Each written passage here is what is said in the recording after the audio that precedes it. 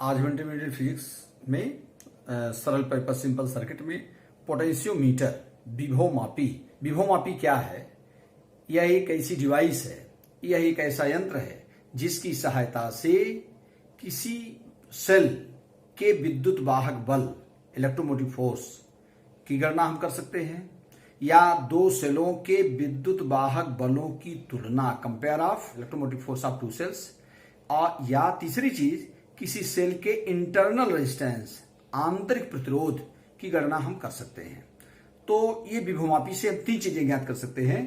एक किसी सेल का विद्युत वाहक बल ईएमएफ ऑफ द सेल, दूसरा है दो सेलों के विद्युत वाहक बलों की तुलना, या एक सेल का अगर हमको विद्युत वाहक बल दिया गया, इलेक्ट्रोमोटिव फोर्स दिया गया, दूसरी साथ दूसरे का हम ज्ञात कर सकते हैं। तीसरी चीज है internal resistance of the cell, किसी सेल के आंतरिक प्रतिरोध की गणना। Internal resistance of the cell क्या होता है, इसे स्मॉल आर से प्रदर्शित करते हैं। क्या होता है इंटरनल रेजिस्टेंस?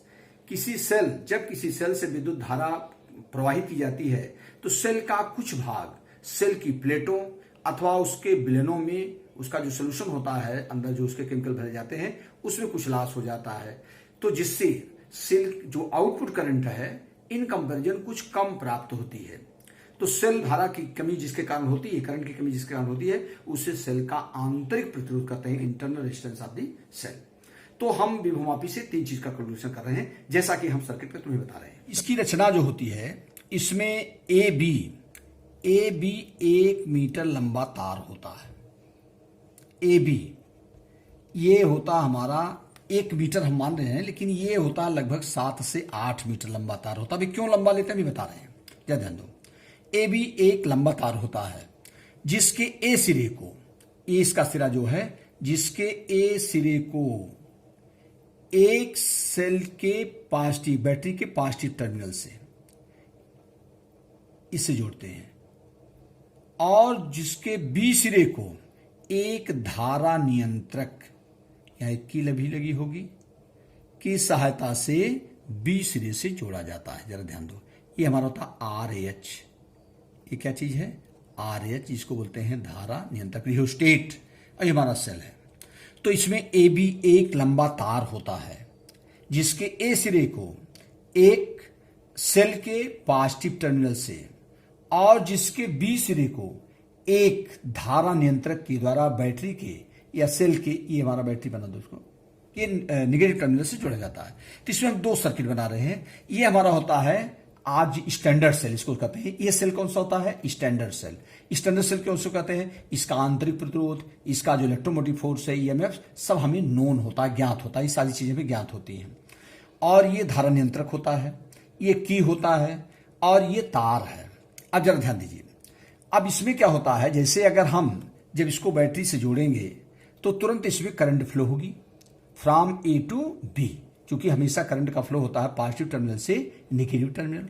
इसमें दो चीजें, तो आई का मान, अगर इसका हमें रेजिस्टेंस, वायर का रेजिस्टेंस जो हमारा आर है, एक्सटर्नल रेजिस्टेंस अगर इसका आर है, तो इससे जो धारा हमें करंट जो प्राप्त होगी आई इक्वल टू होता है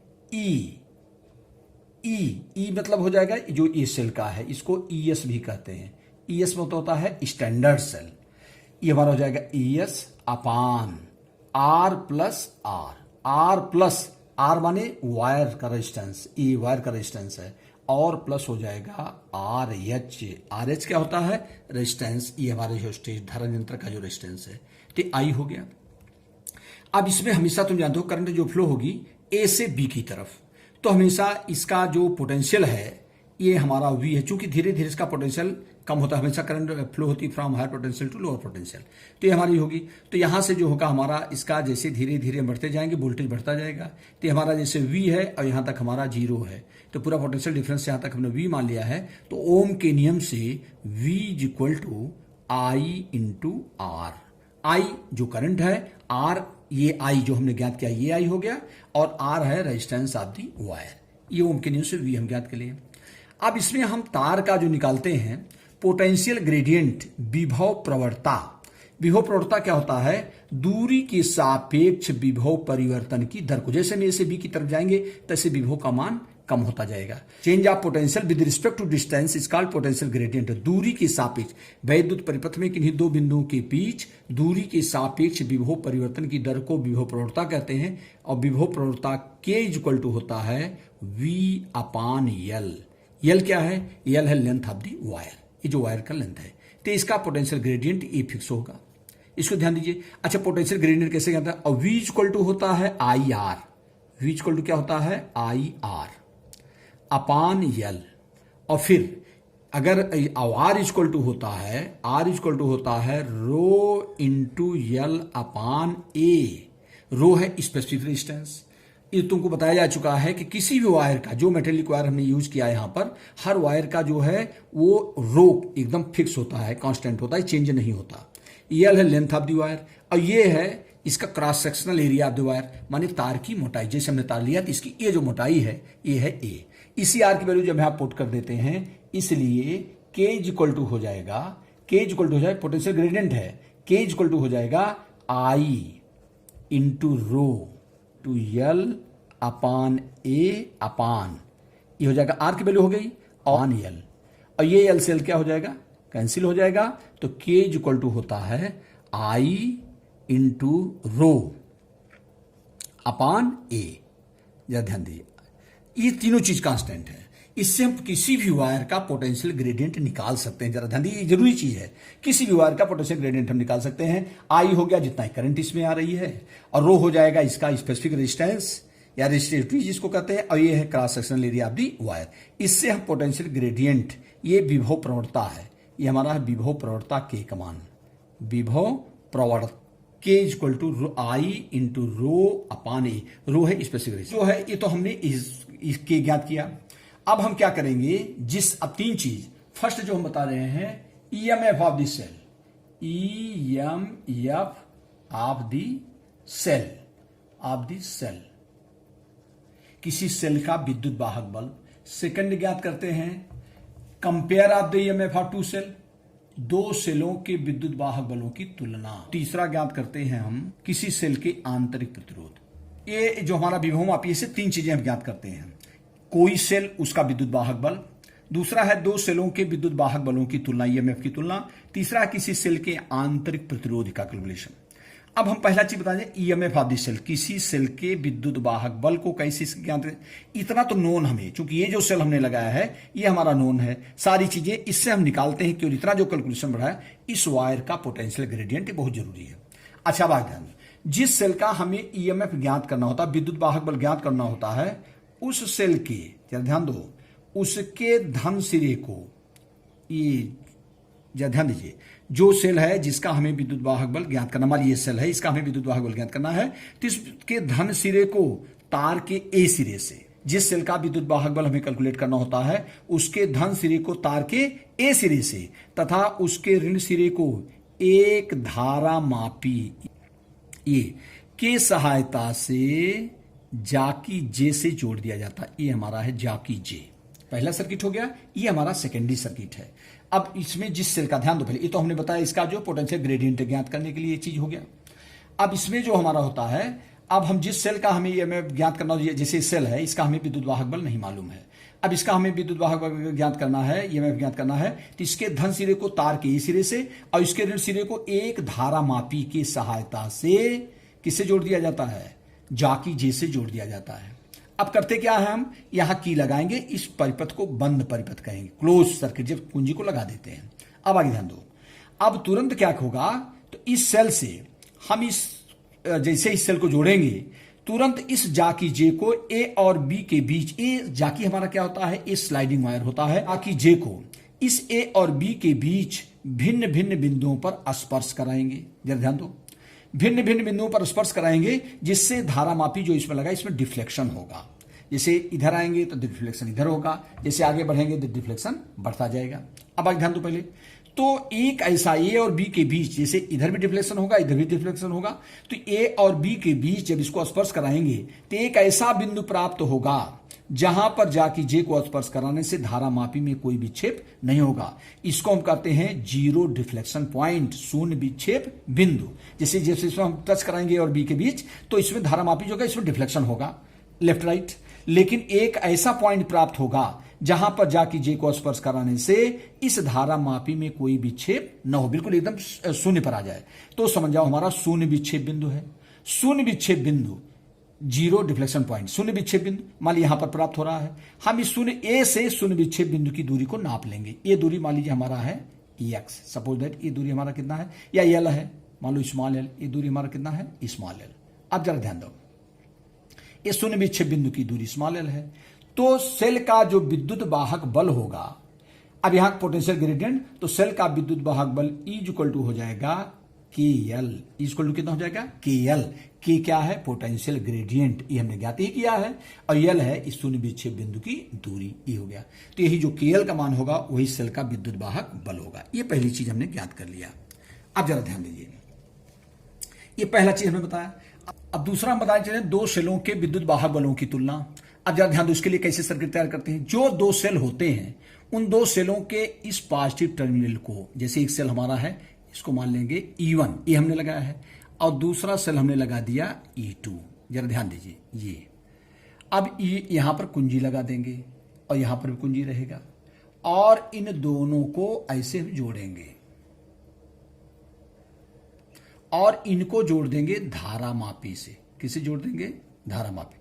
अब उसके बाद ये हम इसको जाकी जैसे जोड़ देंगे। जरा ध्यान दो, इसमें दो सेल है, ये हो जाएगा इसका के, इसका K1 कुंजी है ये। अब जरा ध्यान दो, ये है हमारा E2, ये हमारा सेल कौन है E2। अब जैसे इनके दो चीज, हम इनके सेलों के EMF कैसे कैलकुलेट करते हैं, और दूसरा चीज कि क्या करेंगे, और या अगर एक सेल का हमें विद्युत वाहक बल मालूम है EMF, तो दूसरे का हम निकाल सकते हैं, या इसका मालूम है तो इसका निकालें, इसका मालूम इसका। आप कैसे निकालें, जरा ध्यान दो।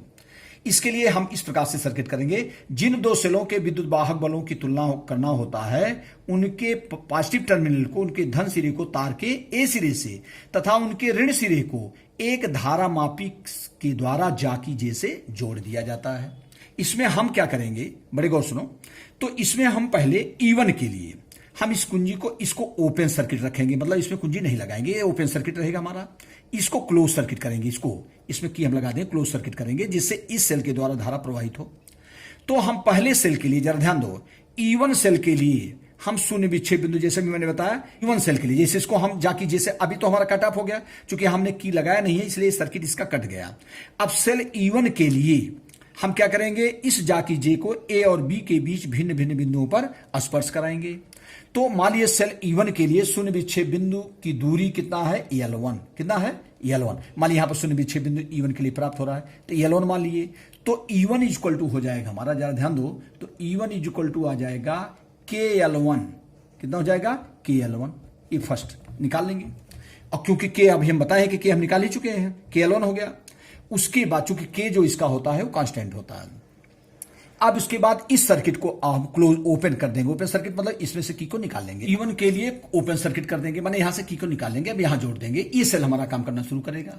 अब हम इसके लिए जैसे पहले किए थे, इस जाकी जे को ए और बी के बीच भिन्न भिन्न बिंदुओं पर स्पर्श कराएंगे। अब जान लीजिए ये से, तो ये मान लीजिए इस E2 सेल के लिए ये J1 पॉइंट हो गया, ये हमारा हो जाएगा J2, ये पॉइंट मान ले रहे, और इसकी दूरी मान लीजिए हमारा L2 है, कितना है L2। ये जरा ध्यान दीजिए, हम इसी में एक बार सेल E1 के लिए शून्य विक्षेप बिंदु ज्ञात करेंगे, जो L1 मान लीजिए यहां से दूरी नीचे L1 उसका स्केल लगा होता है, उसकी सहायता से हम डिस्टेंस नाप कर लेते हैं। उसी प्रकार से इसको अब ओपन कर दिए, इसको क्लोज करके इसको क्या करेंगे, फिर जाकी जे को ए और बी के बीच भिन्न भिन्न बिंदु पर क्या करेंगे, स्पर्श कराएंगे। तो इसके लिए भी शून्य विक्षेप बिंदु प्राप्त हुआ, जैसे मान लीजिए J2 पॉइंट पर आया, तो हम ए से J2 के बीच की दूरी निकालेंगे, हमारा हो जाएगा L2। तो E2 बराबर हो जाएगा, जरा ध्यान दो, E2 इक्वल टू आ जाएगा KL2, E2 इक्वल टू क्या हो जाएगा KL2, बस निकालिए। इसलिए E1 upon E2 is equal to E1 upon E2 equal to हो जाएगा KL1 अपान KL2, किस की कट जाएगा, इसलिए E1 upon E2 is equal to L1 upon L2, ये हमारा हो गया। तीसरा चीज बता रहे थे, किसी सेल के आंतरिक प्रतिरोध की गणना। आंतरिक प्रतिरोध गणना करने के लिए जिस सेल का हो उसके पहले हम विद्युत वाहक बल निकाल लेते हैं E, जैसे मैंने पहले बताया, T इक्वल टू हो जाएगा KL, ये हमारा आ जाएगा E, इक्वल टू के एल। ई मतलब जैसे सेल है, इसके लिए शून्य विच्छेद बिंदु हमने ज्ञात कर लिया। कोई भी सेल हो, जिस सेल का हमें आंतरिक प्रतिरोध ज्ञात करना हो, उसके लिए हम शून्य विच्छेद बिंदु ज्ञात कर लेंगे। वो शून्य विच्छेद बिंदु की दूरी ए से मान लीजिए एल है, तो इक्वल टू के एल। जैसे हम सेल का ईएमएफ ज्ञात करते हैं, आ गया के एल। अब आई इक्वल टू कितना होता है? आई इक्वल टू होता है ई अपान आर प्लस आर। आई है करंट, और करंट मैंने ज्ञात किया, कैसे ज्ञात करते हैं? जिससे ज्यादा ध्यान दो, पहले हम निकालते हैं I equal to E upon R plus R. अब हमें ये आर है एक्सटर्नल रेजिस्टेंस, आप दीवार ये हो गया, और आर है इंटरनल रेजिस्टेंस। अब जरा ध्यान दो, इसलिए R plus R is equal to हो जाएगा, R plus R equal to हो जाएगा ई अपान आई। इसलिए स्मॉल आर इक्वल टू हो जाएगा ई अपान आई माइनस कैपिटल आर। ये हमारा हो गया। अब ई हम ज्ञात ही कर सकते हैं, इक्वल टू के एल, चाहे इसी की ई के स्थान पर के एल हो जाएगा। और आई कैसे निकालते हैं? करंट की वैल्यू कैसे निकाल पाएंगे? सबसे पहले हम टोटल रेजिस्टेंस निकालेंगे। आई इक्वल टू होता है वी अपान आर। तो वी हमारा ई तो है, ये है सेल का विद्युत वाहक बल जो हमारा इसका नोन है, ये हमें मालूम है, E S. I equal to होता है E S upon R. R मानी एक्सटर्नल रेजिस्टेंस, आई निकाल लेंगे। उसके बाद हमारा आई आ गया, ई जो सेल, जिस सेल का हमें इंटरनल रेजिस्टेंस निकालना उसका ई हो गया। और उसके बाद आर, कैपिटल आर जो है external resistance of the wire. तो ये ई सेल का है, आई करंट है। अगर तीन चीजें हमें मालूम है तो ऐसा स्मॉल आर का मान हम कैलकुलेट कर सकते हैं।